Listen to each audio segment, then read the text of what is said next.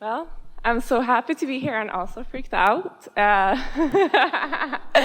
So anyways, I had a question that relates to a very long life experience, maybe 7 years. So I lived in different places. I'm originally from Europe, and about 7 years ago, I moved to LA to study, not to become an actress. And then I moved here quite recently, and I noticed in LA, I had a great time, and I moved up the vibrational scale, and in the beginning, I didn't have very good things happening here, and there was challenging. But as time passed, things got better in my life experience, but I had to focus really hard to keep them that way vibrationally in order to keep a certain standard of life, of living. And, I couldn't really afford to get out of the vortex for very long before bad things began to happen. What you're describing is what a lot of people in this room or who have been doing this work are feeling. We're only going to interrupt briefly, so hold your place. And that's the reason that we are now speaking a lot about getting out ahead of it, because while you can hold yourself by focus, there's enough resistance in that it's hard work. It's too hard of work. And now you know what you know. You see, now you know that it's about vibration, and now you know you can affect the way you feel. So now you've shown yourself that you are capable of controlling your vibrational frequency, and now we're talking about the easiest way to do it. Yes. So I'm wondering, when I moved here, things got so much simpler. My standard of living just increased in a month, got a better car, met super nice people and everything. And I feel like it's so much easier for me to keep a certain kind of life here than it was over there. And I watch other people too, like everyone I meet here kind of has a good life pretty much. They have a certain standard of living. They're not struggling. They're not in survival mode. But in LA, everyone was pretty much struggling. And I'm wondering, is the energy in the place that different that it affects, or is it purely vibrational? Like, I'm very confused on why it is so different in different places. Well, yes, it's different, and you can see the manifestations of the differences.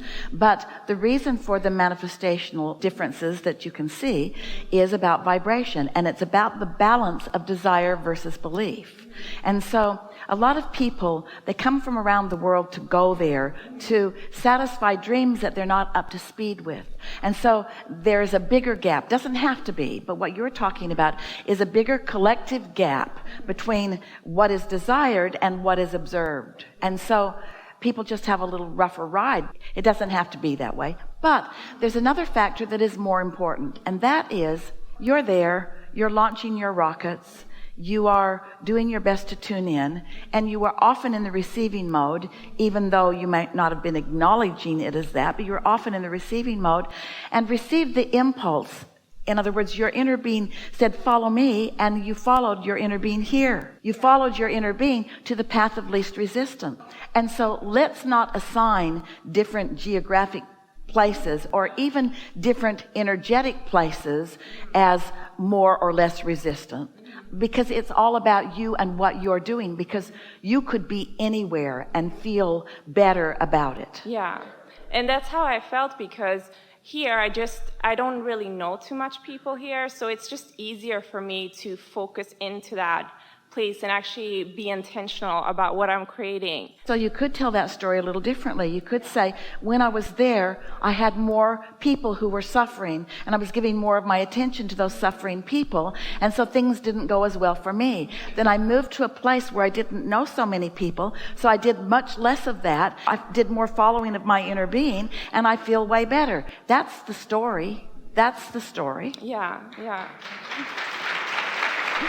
But you see, what you are demonstrating here is what most humans do. Most humans don't tell the vibrational version. They tell the manifested physical version. And so then they come to erroneous conclusions about one city versus another, which you got to admit is accurate in one way, but it's not telling the deep story. It's not telling the story that you can do anything about. That story says you can never go there and feel as good as you feel here. That's a flawed premise. And it makes us want to tell you this story about what so much of the physical world does is they divide everything into piles. So there's the Los Angeles pile, and there's the Atlanta pile, and there's this political party and this religious party, and everything's in a pile, because instead of talking about energy, they're talking about the results of the way people have flowed the energy. So they're looking at the results, they're looking at the effect, not the cause. When you're looking at the vibration, now you're out ahead of it. When you're looking at the manifestation of the vibration, now you're not out ahead of it. Now you're just regurgitating it and sorting it into piles and calling them good piles and bad piles and confusing yourself along the way. So we want to take all those piles that include people who love dogs, people who don't, cat lovers versus dog lovers. You know the piles. There's a lot of them. Drive you nuts if you begin to contemplate. And we just want you to realize there's really just two piles. That's all. The under the influence of source pile in this moment, and the not under the influence of source pile, under the influence of something other than source pile.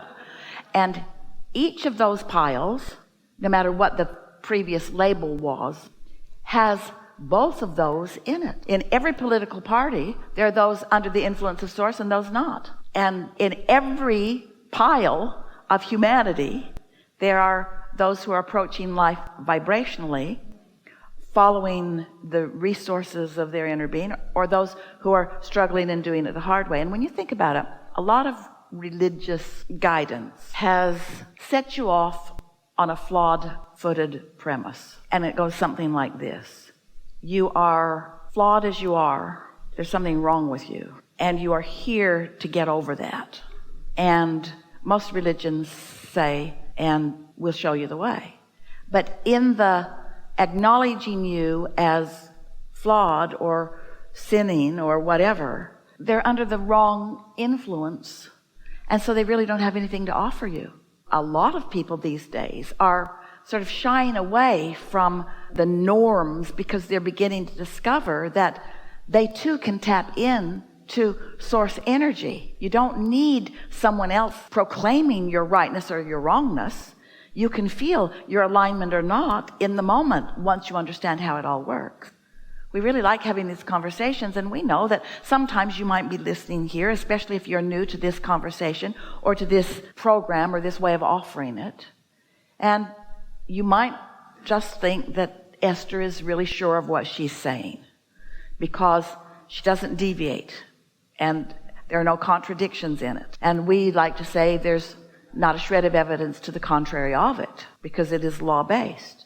But still, you might just think she's good at her presentation. But when you resonate with the awareness that there's that larger part of you who is aware of you and listening to you, who's walking with you and calling you, and you manage to, from a place of a higher vibration, maybe you were just dancing and listening to music and you got there, or maybe you were meditating and quieted your thoughts and you got there, or maybe you just moved to another city and felt happier and you got there. Doesn't matter how you got there. At a place of higher vibration, you received an impulse and followed it and saw the big payoff in following it. And then you get it. Because words don't teach. It's only life experience that teaches. But I feel like I eventually would like to go back because I fell in love with that city, and it's like the love of my life in a way. But I just felt like I needed to go somewhere where there was no resistance. So we just have some questions for you. Which is dominant within you, anticipation or guardedness?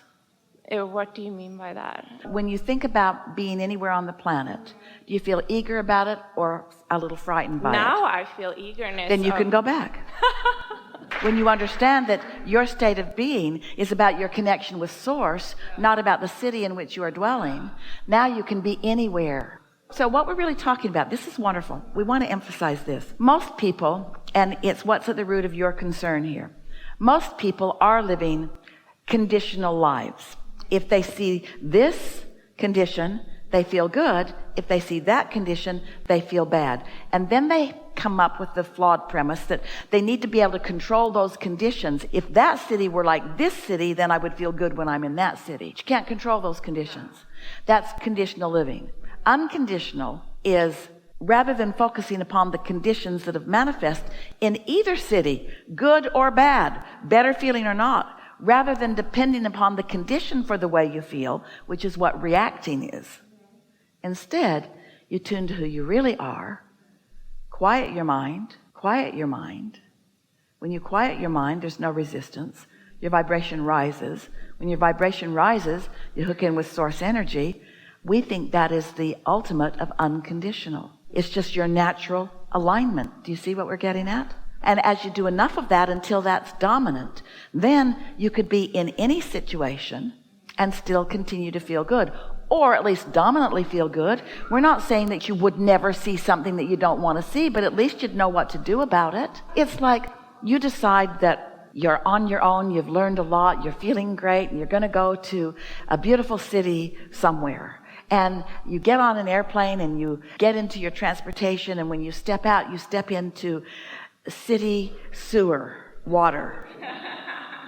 And you say, so this is Atlanta. Or you say, oh, this is part of Atlanta, there's more to see, and I'm not going to let this one experience be the defining factor about what it is. You see? Yeah, it's about creating your own vibrational space, I'm guessing, so that way you can only tune up with what you and like. And it's not about creating it and maintaining it all the time. It's not like a college degree where once you get the plaque, it's yours forevermore.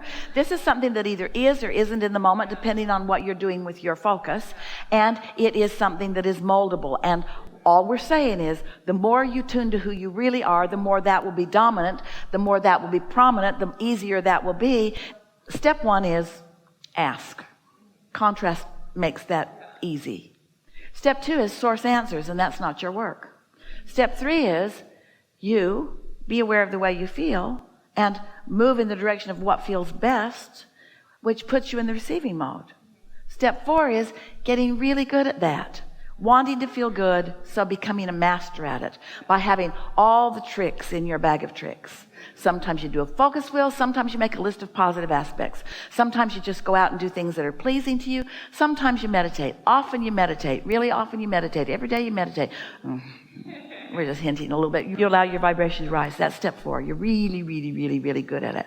And you prefer feeling good, and you know how to feel good, and you do mostly feel good, and people know you as somebody who feels good, and you don't care whether they know you as somebody that feels good or not. You just feel good. And you don't give a rip about what they think, because what they think is irrelevant to you, because you know how to tune in, tap in, turn on, and you love them.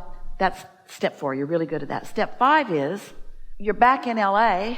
You see something that doesn't please you, and you don't care. You don't feel bad about it. You just laugh about it. You say, oh yeah, I remember that. But you're in that stable place where it doesn't give you any sense of insecurity, because your momentum of security is so dominant within you. So now it's just something that is happening. Even something that is happening to you doesn't set you off your game, because it's just another opportunity to fine tune. Better it gets, the better it gets, the better it gets, the better it gets, the better it gets, the better it gets, the better it gets, the better it gets. And the more in control of how you feel you are, then the more you want to go everywhere. We promise you. You didn't say, I'll come forth into this body, but take me to the city with no resistance. You said, take me to this environment, and from this I will come to my own awarenesses of what I prefer. And your inner being said, and when you do that, we'll call you there. And you said, and I'll listen. And sometimes I'll come and sometimes I won't come. And your inner being says, we know, but we'll keep calling whether you come or not. And you said, well, I'll come mostly. And your inner being says, well, maybe you will and maybe you won't, but we'll keep calling. And you said, I'm going to immerse myself in Los Angeles. I'm going to really look around. And your inner being knows that you're going to look around and you're going to find things that are going to keep you from being in perfect vibrational harmony with your inner being. But your inner being doesn't freak out, because your inner being knows who you really are. Your inner being knows what your standards are. Your inner being knows who you are as an eternal being. Your inner being knows that you want to feel good. Your inner being knows that you will find a way to feel good. Your inner being knows that you will follow. You might have to croak to do it. We just don't think you should have to croak to follow your inner being. What do you think? Don't you think you know enough now that you could mostly follow your inner being, dominantly follow your inner being? Does that mean you'll never be in a bad mood again? Of course not. Does that mean that you won't have a contrasting experience where there is the realness of expansion? Of course, that will always come. It's just that dominantly you will know who you are, and dominantly you will love people. Does that mean you won't see something that makes you go, ooh? Don't be like that. Of course you're going to see that. But is it going to take you down? No. Helpful? Yeah, it was helpful. Thank you so much.